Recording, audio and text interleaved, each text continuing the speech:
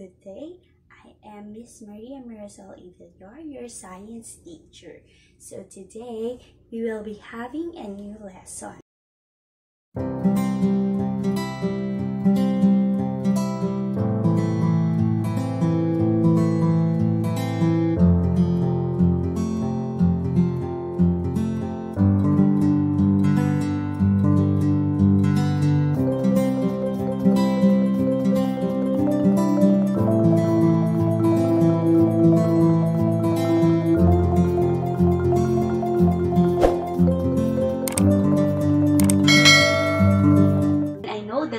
Extremely excited for this lesson. So what are you waiting for? Come on, let's go. Let's discover something new together. Okay, good day to all of you. So we are now in our fourth quarter. Okay, before we proceed to our lesson, let's have a game. You're going to find out what is the topic for today, okay? So, what do you call that one? This one, that one, this one. So, what can you notice about those pictures? Do you have any idea what is the topic or the lesson for today? Okay, let's see if your answer is correct. Our topic for today is all about soil. Okay, do you know what is soil is? Okay, let's find out. Soil is a mixture of decaying matter and weathered rock particles. It is composed of organic and inorganic materials. In general, organic materials in soil came from animals and plants. Inorganic materials in soil came back from rock minerals. So here, soil. Did you already see a soil? Alam ko lahat tayo nakakita na ng soil at lahat tayo is nakatapak na sa soil.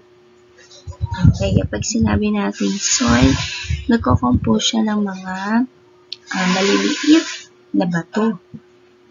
Okay, o kaya smash na bato. Kung saan meron siyang organic or inorganic na nakalagay doon sa lupa na iyon. Okay, saan ba natin ginagamit ang soil? Ano-ano kaya ang mga types ng soil? Siyempre, may iba-ibang klase ng soil. Hindi lahat ng lupa ay magkakaparehas. Okay? So, let's see what are the types of the soil. So, the type of the soil are sand, second is silt, third is clay. The fourth is loam. Okay, sorry, natakpan ng teacher yung loam. Pero, spelling ko ay ganito ha. Loam. Okay. Sorry. So that you can see this one. Oh, sorry.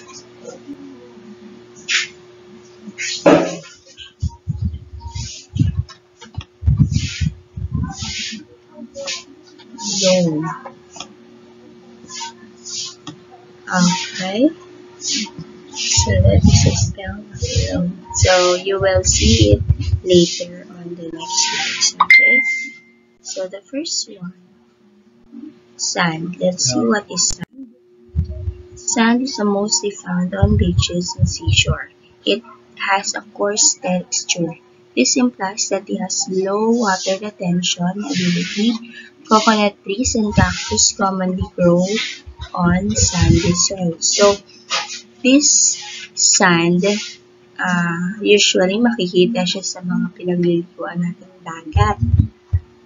Okay, alam ko naman lahat kayo ay nakaligo na sa dagat, di ba? Okay, so, usually then, at all the time pala, dito tumutubo si coconut trees at saka si cactus. Okay? That is called as sand. The next one is the silt. A granular material made up of rock and mineral particles that are larger than clay, but smaller than sand. Due to its particle size, silt soil can hold minimal water and provide air circulation. Lotus plants can grow on this type of soil. So, this one is para din siyang sand, pero mas maliit siya sa sand. Okay? At hindi siya masyadong nakakapag-absorb ng tubig. Pero, kaya niyang mag-provide ng air circulation. So, ang kadalasan na tumutubo ditong plants ay tinatawag na lotus. Okay? And it also, this soil is composed of rock and mineral particles. Okay? So, kaya siya nakakatulong sa pag-grow ng lotus plants. Let's see another one. So, the third one is the clay. Okay, ito po yung clay soil.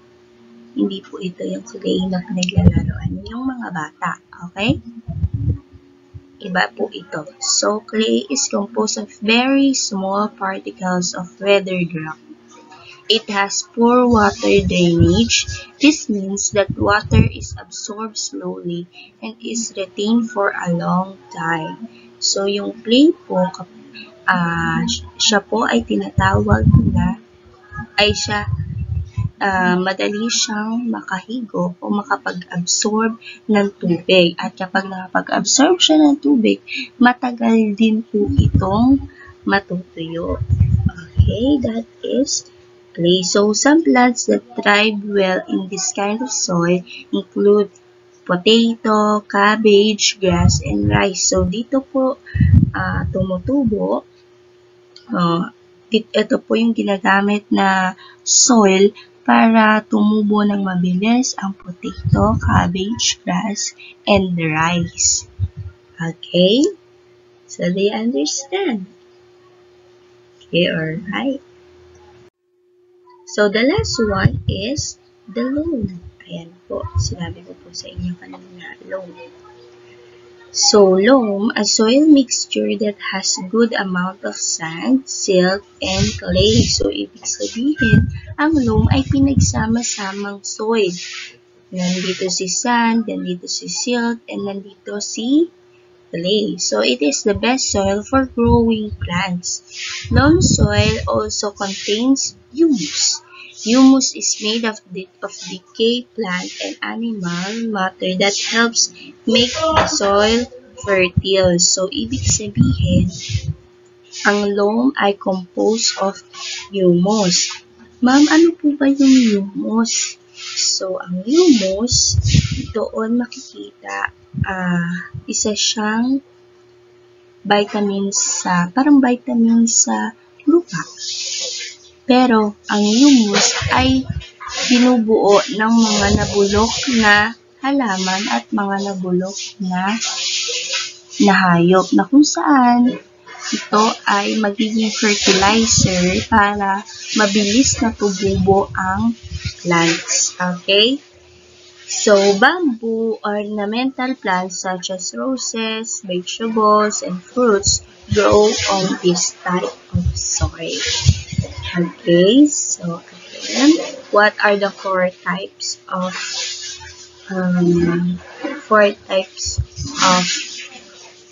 soil? Okay, the first one is the sand, the silt, the clay, and the loam. Okay, so here next. What are the importance of soil? Bakit ba kailangan natin ng soil sa buhay? No? So, the first one, Soil holds water and provides nutrients to plants. Water helps plants to make its own food. Aside from its role in photosynthesis, water carries nutrients to all parts of the plant. So, ibig sabihin, kapag walang soil, hindi tayo makakapagtanim ng mga kailangan nating pagkain, katulad ng mga prutas, o kaya mga gulay, diba doon natin makukuha yun sa pagtatanim. So, kapag walang pagtatanim, pag walang soil, walang pagtatanim, wala tayong kakainin. So, ibig sabihin, puro animals ang kakainin natin. Okay? So, the next one is soil provides habitat for many organisms. It is a home to many living things like earthworm and bacteria. So, ibig sabihin naman po dito sa pangalawa, ang soil ay nagiging tirahan ng iba't ibang living organism, yung mga nabubuhay dito sa ating mundo. So, katulad natin, kung wala bang soil dito sa Earth, may matitirahan ba tayo? May pagtatayuan ba ng bahay natin? Okay, syempre, wala. So, kailangan talaga natin ng soil. At also, yung soil, dito po na tumitira ang earthworm and bacteria. Okay? So, the next one is houses, structures, and buildings are built on soil. Clay soil may be molded to form vases, plates, and pots. Soil can also be used to create statues. So, ibig sabihin, katulad ng sinabi ko kanina, yung houses, infrastructures, and buildings are built in soil. So, kailangan talaga natin ng soil para tayo ay makapagpatayo ng mga bahay, mga buildings. So, ayun po ang importansya ng soil. So, ang clay soil naman ay ginagamit para sa gumawa ng mga bases, plato, lagayan ng mga halaman, at it can create also statues. Ano po ba yung statues? So, ayun yung mga naka-display na mga mukha ng tao na parang bato. So, ayun po yung statues. So, the last one, soil is necessary for producing many things that we use in our daily lives. We get everything in our life directly, indirect from the soil. So, ang soil ay maraming napoproduce para sa ating pamumuhay.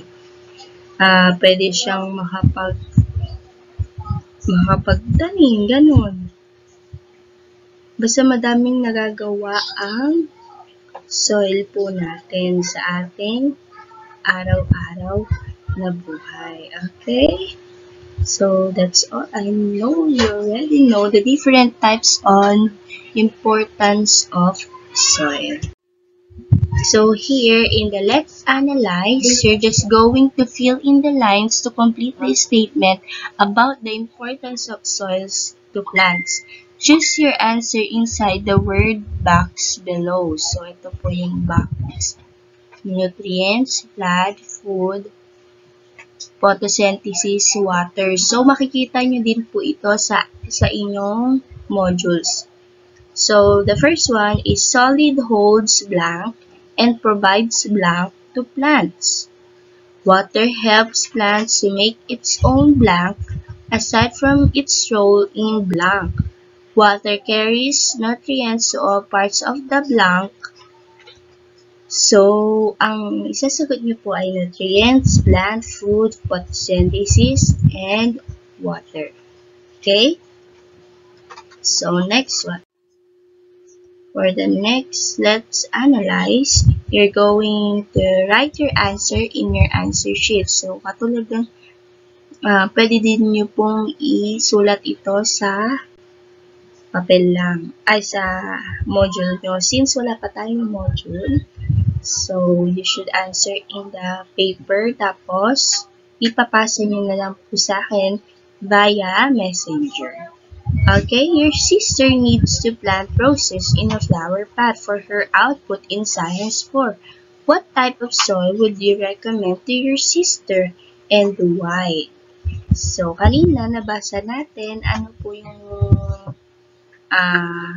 saan po tumutubo ang roses, sa ang lupa. Okay, nasabi po natin yan kanina. So, what are the characteristics of this type of soil? Okay, so, sagutan nyo na lang po yan sa modules. Kung wala pa pong modules, sa papel po, okay? Okay, for our evaluation, let's try. So, direction, read each situation carefully, select the letter of the best answer, write your answer on your answer sheet.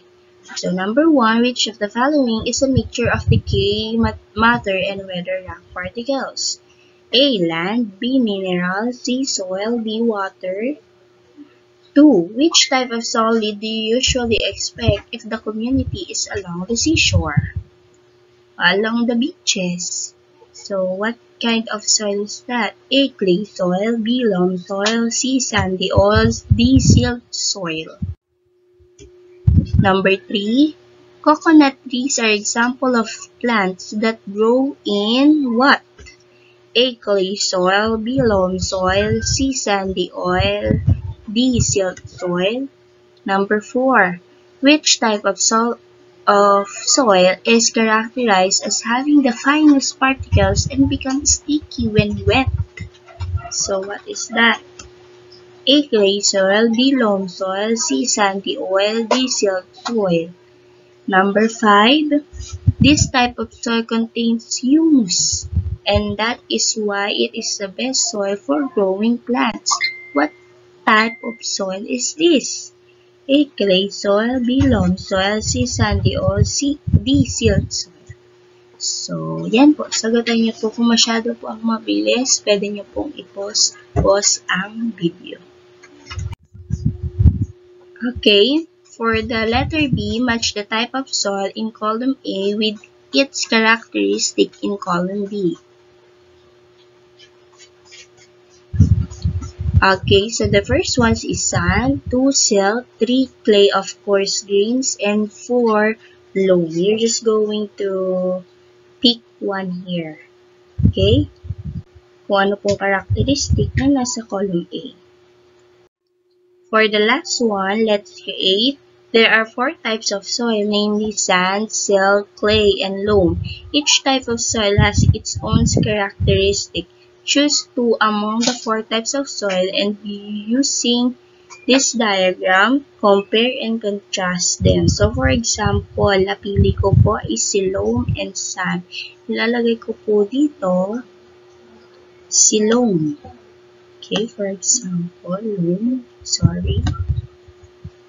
Ayan, kunwari maganda yung sulat. And dito si sand.